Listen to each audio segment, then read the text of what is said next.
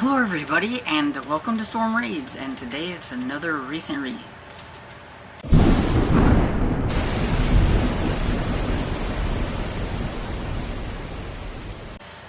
And so I kind of got behind on filming my recent reads, and I have a lot, so I don't know if I will put them all in this one video or if I will stick to doing 3 at a time like I have been. Depends on how rambly I get. So we'll just see. So we're just gonna jump in, and book number 1 I have is Mission 1, All in a Day's Work by Susan Strodderl. I don't know if I'm pronouncing that right. This is a really quick one. It was 126 pages. It's about super sleuths Sophia McGregor and Pedro Gonzalez. They are investigating a zookeeper's questionable replacement. The one that was there, I can't remember exactly what happened to. Oh, it was a hit and run accident. He got hit. It was a hit and run accident, and so they've got this replacement, and there's something fishy about him. They spend a lot of time at the zoo and everything, and the fact is that Sophie can communicate with the animals and everything. She's got some kind of like telepathic thing and everything. So she spends a lot of time there talking to the animals there, and there is Jack the polar bear, and it seems like there is something happening or surrounding Jack the polar bear, that somebody is wanting to like kidnap him and everything, and there's something just suspicious going on, and Sophia knows that there's something going on, and in trying to figure out what is happening, they kind of get themselves in a little bit of trouble because it's the Russian mob that wants Jack. So she gets in a little bit of trouble and everything. So yeah, so it's about them trying to stay one step ahead of the Russian mob, or trying to get out of dangerous situations, kind of. And it was cute. I give it 3 stars. I read this one for my own, I think it was a book that was sparkly or whatever. This definitely has some sparkle to it. It's got some neon lights on there, or wording, and it's got a flashlight and looks like stars in the background and everything. And so yeah, it's cute. I don't know if it's going to be a series or not. It doesn't necessarily say here, but it says it's Sophia of the Bright Red Sneakers, and on the book. And then when you go on Goodreads, it's really weird. Like, sometimes it'll have the name, and then it'll have in parentheses something, but then whenever you click on the actual book, that parentheses part's not there. And so I don't know if it's going to be a series or not. If it is, I would definitely probably check out another one. I thought this one was cute, and I think kids would like it because, I mean, she can talk to the animals, and, you know, what kid doesn't like a book like that? I mean, I think I would have liked that kind of book whenever I was a kid. And then I have the Not So Chosen One by Andrew Alcyone. I'm probably butchering that last name as well. But this is Spellbinders number 1. And this one is about Ben, who kind of just thinks he's, you know, kind of being left behind a little bit. There was a recent move that he had to make with his mother and everything. His parents got divorced, and so he's moved with his mom, and his mom's working all the time, so he doesn't even see his mom much, so he doesn't really think that his mom really cares a whole lot about what happens to him. And his friend base that he had back home in his original home, they're just seemed like they're getting farther and farther, you know, away. They're texting. They're supposed to be this like Comic-Con type thing that they were going to be going to. They were supposed to meet up, but they were sending him some text about some other things that they were going to do while they were there. But, you know, they've always done this certain thing. Ben feels like, you know, like they don't want to be friends with him anymore. And while he's kind of thinking about things that are happening while he's at the Comic-Con all by himself, because his friends didn't show up at, you know, where they normally show up and everything, there is this young girl that comes there and tells him that he is the chosen one of this place, which I can't remember the name of the place. It starts with an L. Lux. this place called Lux, and that she has come there to bring him there and everything. Well, the way she's dressed up and the fact that they're at this like Comic-Con type thing, he thinks that she is, you know, kind of dressed up and it's some kind of adventure thing that, so he thinks it's fake. And so he's like, you know, sure, why not? His friends have kind of ditched him, so why not do this? And he finds out rather quickly that it's not a game, it's real, kind of, and that he's got, you know, he's got to learn how to get himself out of some troubles and everything. But he also learns a lot of stuff while he's there. You know, learns a lot of stuff about himself, and maybe the fact that he's been wallowing a little bit in like self-pity and thought everything was about him and never really paid attention to what his friends were trying to tell him, or like what his mother was having to do, because you know, they are on their own now and everything. And he you know, learns a lot because of the friends and things that, and the things that he has to do while he's there in this other like dimension, I guess. Okay, so the next one I have is Not Quite a Ghost by Annie Erstu, and I'm going to state at the very beginning that I believe this just wasn't my type of book. It wasn't what I thought it was going to be, but I do think that there's an audience for this book, and that some others are going to enjoy this a lot more than I did. It's got like a 4.10 like 10 rating on here, so yeah, and 172 reviews, so people are liking it. But I just was expecting something totally different because of like the cover. I know it says Not Quite a Ghost, but I think I totally went into a different way, that if it wasn't a ghost, maybe it was a demon. So that I still, and it's, you know, it's labeled as like a horror, and so I had this other like place that I wanted it to go, and it didn't go there, and so I was really bored kind of through the whole thing. It's about a girl, Violet, who's their family is moving into a new house, and her sister, she thought, everybody thought that their sister would want the attic room, but instead she ends up in the attic and everything, because the sister's like, no, that's creepy. And the attic's got this like yellowy kind of wallpaper, and it's got these ugly looking flowers on it, and it's just very antique-ish in there. And they're like, we'll fix it up, we'll make it look nice and everything and all that stuff. But she's just not really happy about the situation. And then she's also, you know, she's in middle school, starting this stuff, and some of her friends, one of them in particular there's always been 3 of them, and now they're, you know, she's made new friends, and she wants to include these friends, and instead of being a pod, be a squad or whatever. And Violet's, you know, not really sure about that. And then Violet starts to get really sick. She's getting like super sick. It's kind of like, it mentions a little bit of like COVID in it, which I'm so sick and tired of people using COVID in the books. And it's like, can we, you know, move on from that?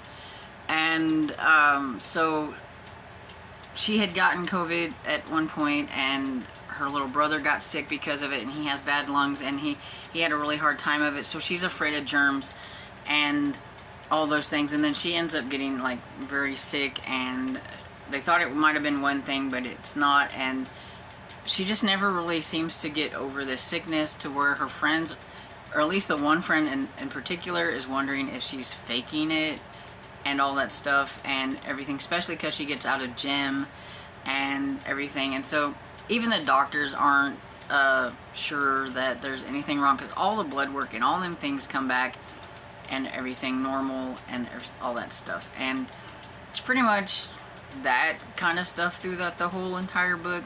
And then towards the end, you get like where the whole like little wall person or whatever comes in and everything, but it's not what I was thinking. And I just, you know, I'm sure other people, I mean, a lot of people were knew exactly like where this was going because of the yellow wallpaper thing, and I guess there's some kind of story about that and all that stuff. I'm trying not to say exactly what it is about without, you know, spoil, you know, in case somebody wants to read it. But let's just say it's a lot more like on the realistic fiction than the horror in it. And I don't know, I gave it 2 stars. I just wasn't a fan and everything, but I think other people will like it because a lot of people are liking it. It's just not my type of story, and I don't want to read about the type of story that it was, and so I just didn't like it. But you might, so take what I have to say with a grain of salt. And let's see, I think I'm going to catch up and go ahead and do the other 2. I don't think this will be too long. So the next book I have is The House on the Cliff by Franklin W. Dixon. It is the 2nd book in the Hardy Boys series, and I really liked it. I'm really liking the Hardy Boys. I'm going to have to try Nancy Drew soon, but I'm really enjoying the Hardy Boys. This one, there is some things going on with this cliffside house and everything, and they think something's going on there, and it's kind of creepy, and they want to check it out, but not all their friends want to. But of course, like Frank and Joe Hardy, they're wanting to check things out.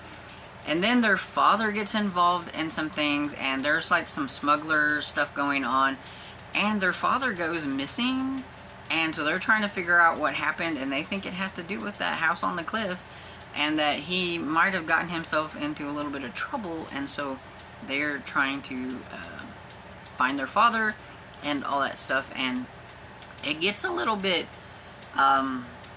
dangerous for Frank, Joe, and their father in some spots at the end, which I thought was, you know, pretty cool and makes me really enjoy the Hardy Boys so far. So I thought it was really good, and I enjoyed it. I gave it 4 stars, and so I can't wait to try another one. You know, maybe I'll try another one later in this year. And then the last one I have is Bumps in the Night by Amalia Howard, or Emily Howard. I'm not exactly sure how to pronounce that, and I even heard them talk, they say I can't remember. I'm not good with names. We all know this. Anyway, from what I can see, this is the author's first middle grade book, because I'm pretty sure that all the other books that I saw from this author were like historical romances and things. So it was kind of weird, because I kept thinking, is she really the author of, you know, is it the same author? But I'm guessing it is, and this is just her first middle grade book, and it was enjoyable. It is about 13-year-old Dorica Lovelace, and it's set in the Caribbean, and it's got like the folklore and stuff from that place. We have the Jumbies, which I have read about the Jumbies, and the Dooins, which I have read a book about the Dooins and everything. So it's like all these supernatural type things that I already had read about, so that was cool. And in this one, she has to go and spend the summer with her grandmother, and she likes her grandmother, but she's not exactly, you know, happy about it. She feels like she, you know, being punished, being sent off to her grandmother and everything. And so, because she got into trouble, and this is what her father's doing, or whatever, is to send her to grandmother's house. And while she's there, she meets some other kids, finds some things out about herself. Her family comes from a line of like witches that she had no clue about. Her mother has been missing for a while now, and she kind of finds out what happened to her mother and where her mother might be, and can she, you know, fight the bad supernatural things to find her mother. There's a maze that she has to go through, kind of, and in each like section there's a test that you have to do. So, and the fact that everybody else knows that she's like a witch, like the other kids, and there's this one other girl who is not happy that she's there because the grandmother has kind of doted on this girl because she's got, you know, these powers and stuff, and these other kids, they're called minders, and they're supposed to be watching out for Dorica, or Rika is what she goes by, and everything, and not all of them have her best, you know, not all of them are wanting her to succeed, I guess you could say, and everything, but you do have the good ones, and they all together have to try to figure things out. The grandmother really doesn't want her to know about everything that's happening and what's going on, that there's like, she's supposed to be kind of part of this like Trinity type thing, but she's wanting to keep her out of that kind of stuff. The grandmother thought she could figure out where her daughter had went without her, but you know, of course, it's not going to work that way, and everything. And you know, it was a fun horror book, definitely more on the kind of horror book that I want whenever I'm reading a middle grade horror book and everything. I mean, you can see by the cover that it could have elements that are spookier than some people might like. So go into this knowing what your spook level is, because mine's definitely way different than everybody else's. I don't think that it's scary at all, but I will say that there are a few creepy moments. And I always say you can kind of tell by the cover of the book, especially with the middle grade horror, if it's gonna be slightly creepy or not, or if it's gonna be a funny, like, horror-y type middle grade book, or if it's a more on the spookier type. And I would consider this one more on the spookier type with the cover. But at the same time, it's not like Lindsay Curry spooky level. Or as my favorite book series, The Whispering Pine spooky level, it's in between and everything. So yeah, I enjoyed it. I give it 4 stars. I don't know if I said that, but yeah, so if it sounds interesting, if you like that kind of mythology, I think it's Trinidad type stuff that was going on in this one. So if you like that kind of stuff, or you want to learn some more about like their folklore, then this would be a good one to give a try to, and everything. And yeah, that catches me up on all the middle grade books that I have currently read that is not being put into a different video, because I have a little side video going along with these recent reads and everything. So let me know what you thought about any of these books down below in the comments. Maybe I've piqued your interest in some of them, or you'd like to try them, put them on your TBR. I would love to know. Or if you've read any of them, let me know what you thought about them as well. And I hope you enjoyed this video, and if you did, please give it a thumbs up and subscribe, and I will see you all in the next video. Bye.